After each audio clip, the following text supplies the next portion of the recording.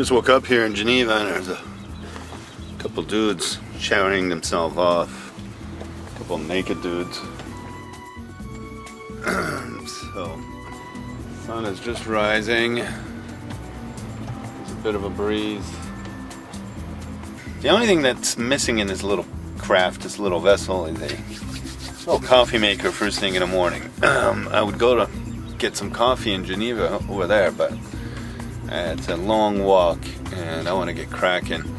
Had a nice pizza yesterday, but it took me, a good 15-20 minutes just to walk into town from the marina. It's a big marina and it's a much bigger city. It's not like the little tiny quaint places. Here we go. Made it all the way from Montreux to Geneva.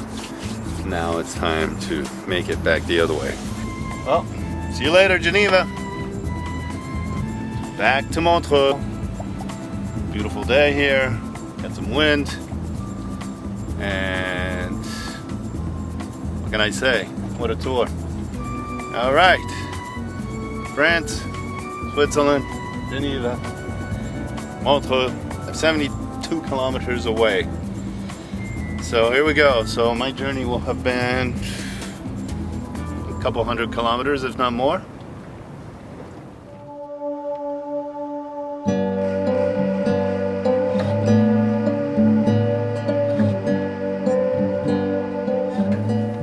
Beautiful mermaid, staying very still, I suppose, because it's trying to catch fish.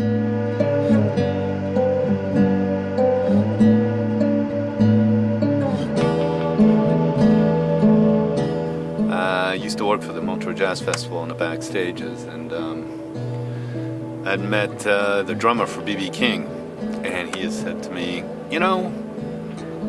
are there any fish in that lake? And I said, yeah, I think so. Well, he responded, I've been coming here to this festival for the past 30 years and no one been taking me out to that lake to fish. I sure would like to do that. A good old gentleman sipping a glass of red wine and sitting in a kind of regal chair when he asked me that. It's kind of cute. He went on to say, back in Mississippi, I live by a lake and I go fishing every day with my wife. Well, it's too bad because there's certainly a lot of fishermen out here, and I think the old guy would have probably loved going out fishing out here on this lake, especially if he'd catch something.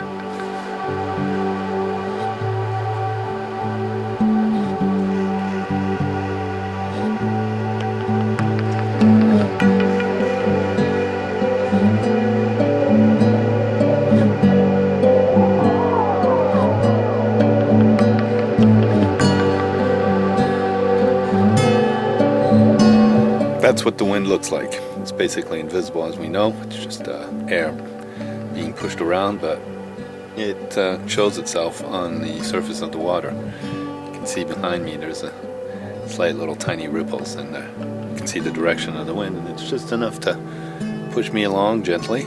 And this is the kind of stuff you look for when you're sailing on this lake.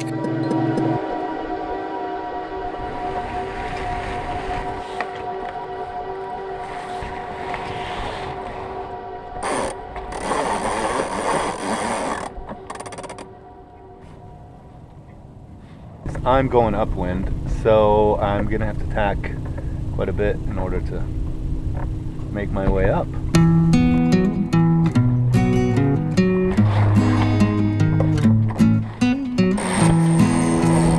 Bad maneuver. There's definitely some wind here. Great, I could see it from far away. The flag was floating around pretty good, and this confirms it. This is great. We're tracking now. We're making headway. This is fantastic.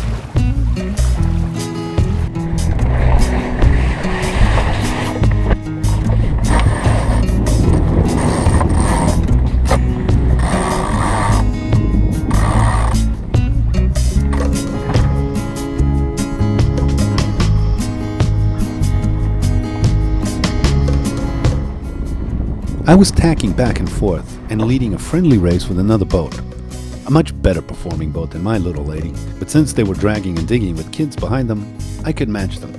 Wow, it seemed like a wonderful vacation for this little family, and a great way to get kids accustomed to water and swimming. Wind has really picked up. Even passing this guy. Well, he's dragging a couple kids. Bastard. Making me waves. You're not supposed to pass in front of me, bastard.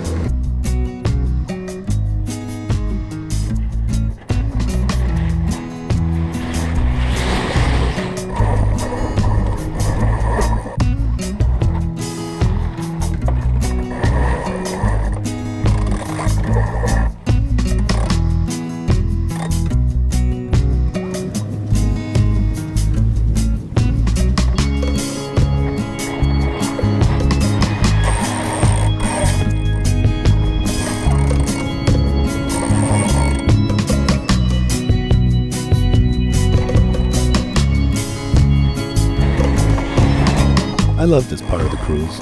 It was sporty yet calm. The weather was accommodating with its fresh winds and balmy sunshine. But best of all, I was making nautical progress. I see a French flag. Does that mean that we're in France?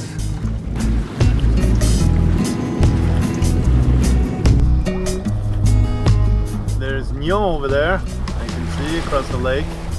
And I believe that Yvoire is across the lake from Nyon, pretty much.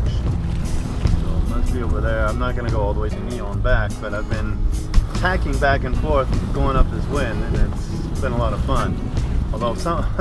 Although my tacks have not been the best.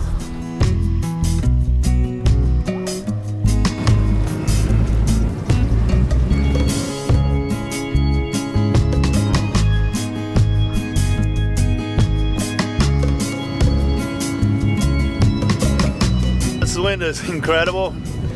Keep going up and up, zigzagging, tacking and tacking, but making my way up. Hope I'm getting close to Yvoire.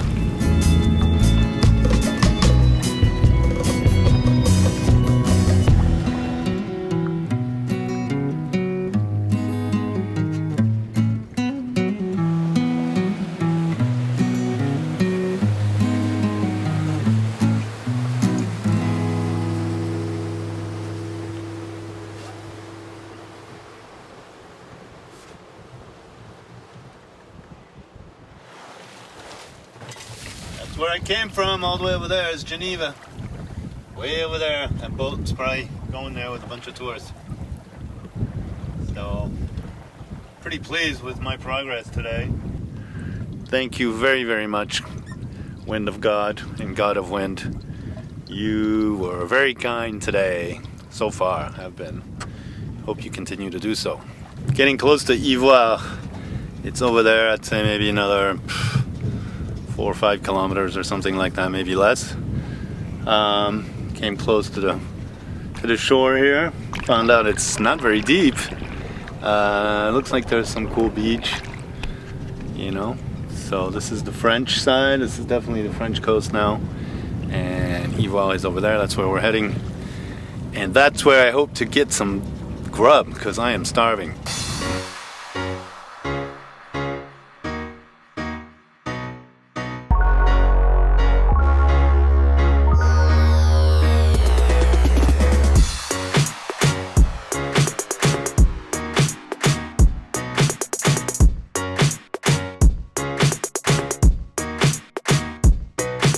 That over there is Yvoire, famous landmark of the Savoie region, the French region here.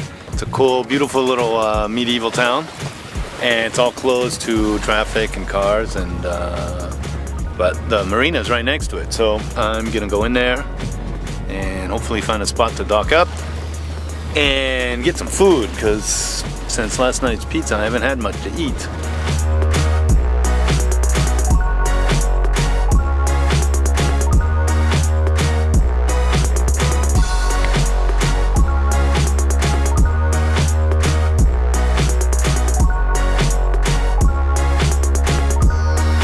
I was looking to a nice taste of French cuisine. The harbor is big for such a small town, and I found a visitor's buoys at the end of the marina. Well, this is Yvoire. Yvoire in France. This is a lovely little medieval town. We'll take a little tour and try to find something to eat and take a few pictures and a few shots so you can see how lovely it is here. I remember the last time I was here photographing the icy landscape for Animal magazine in a book called Léman Arctique. It's hard to imagine that it was so far below zero, and the wind called La Bise threatened to blow me over the edge like an ice skate.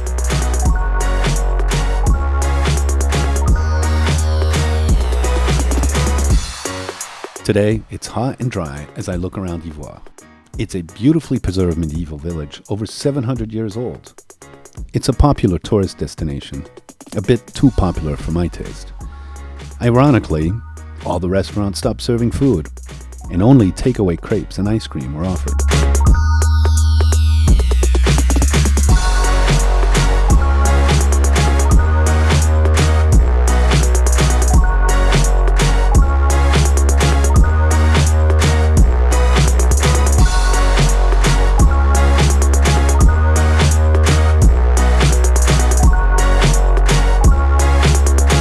I can take advantage of the nice weather, keep going, and eat on the boat. I got some cheese and some Savoie sausage, and there was a leftover tomato. But I think the wind's died, and I don't really want to hang out here. It's only 4:30. I don't want to sleep here. I want to keep going.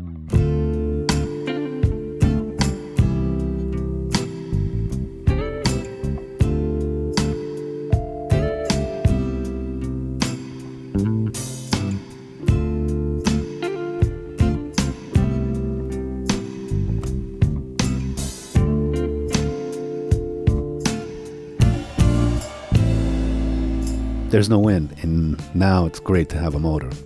I want to go to Thonon-les-Bains, further up the coast. Along the way, I can see there's a big crowded beach, and I'm really happy to be here all alone. I'm really tired, and I need to really go for a swim now. I feel dehydrated and sucked out. I've been on this boat for, I'd say, almost 12 hours now. I left at sunrise, and I think I'm going to probably stay on until sunset. I strip down as there is no reason to get my bathing suit wet and take the plunge.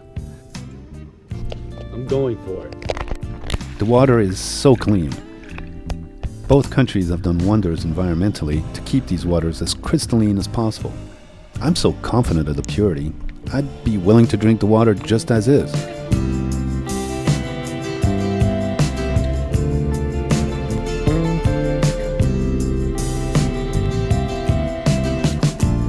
I'd like to stop here in Thonon and visit my friends Séverine and Stéphane, but the only spot I see is very tight.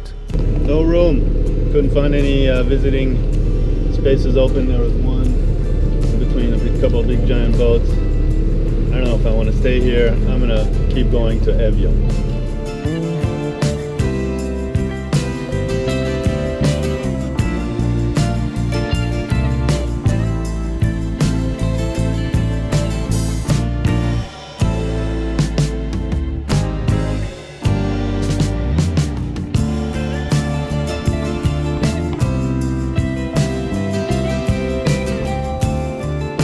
Evian is one of my favorite ports on Lac Léman. The marina is great, roomy, and the town accessible, offering lots of goodies. As much as I love Montreux, its urban planning doesn't compare to Evian. Well, I just managed to squeeze into the Evian marina. Found a little tiny spot and just squeezed in. There was no room at the inn, but I managed to get a spot because I have good spot karma, I guess. So this was a little crucial because I did not want to keep going on overnight. I wanted to sleep because I'm pretty beat. So here's my little spot. I'm pretty happy. Gonna chill out and chill out.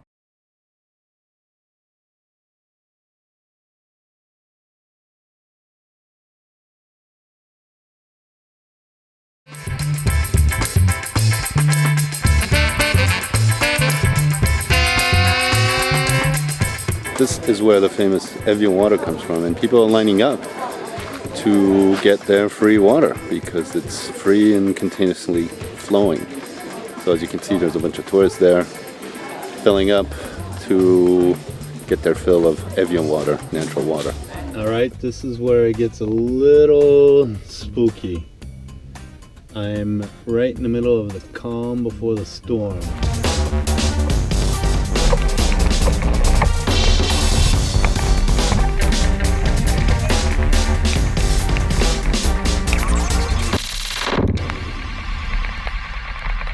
out of nowhere, man. I just had to bring down the Jenica. It was fucking crazy. Holy shit. Wow. All right.